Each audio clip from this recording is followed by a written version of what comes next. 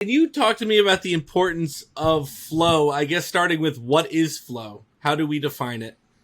And why is it important? Well, flow is based on a steady state of interactions that we're having with prospect, right? So it depends on kind of, very generally high level. It's how many interactions you're having with that prospect. And then we have our conversations we're having with them. We bump into them at the supermarket, whatever those things are, which is kind of your personal flow. And then you have your automated flow or your marketing flow, which can be direct mail, text messages, emails, social media, anything else that's happening as part of your overall marketing campaign to that person to keep you in front of that person. And so with the idea being that in this world where we have limited attention spans and tons of information coming at us and tons of information, in order for a prospect to remember you and get to know you, you're going to have a bunch of different interactions with that person.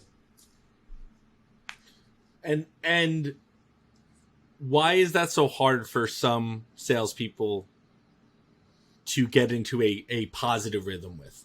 Well, it sounds like the most important thing. Why is that so difficult for a lot of people? So, I mean, it's difficult for everybody at a certain point, but so there are certain people who are not extroverted, go out in the community, meet people kind of people, and that's the first level. But let's say you're amazing at it naturally. Let's say that you are out in the community, you're meeting people, you're constantly being thoughtful, you're calling your friends, you're staying in touch with everybody, you're amazing at it.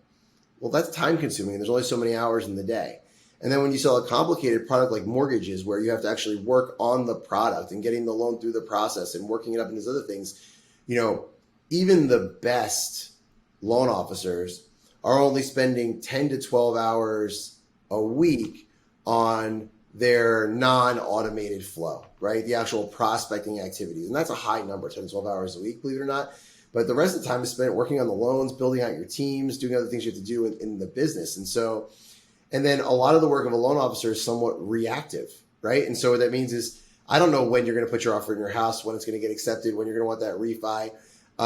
And so when I plan to do this is my prospecting 2 hours, it takes a lot of discipline or really develop systems to then not take that call, because prospecting is important, but non-urgent work that's going to lead to a deal maybe down the line. If I get a call that's like, here's your deal right now, most loan officers, most salespeople in any industry lack the discipline to be like, hey, I'm going to call that person back at the end of this, so they get sucked into it. So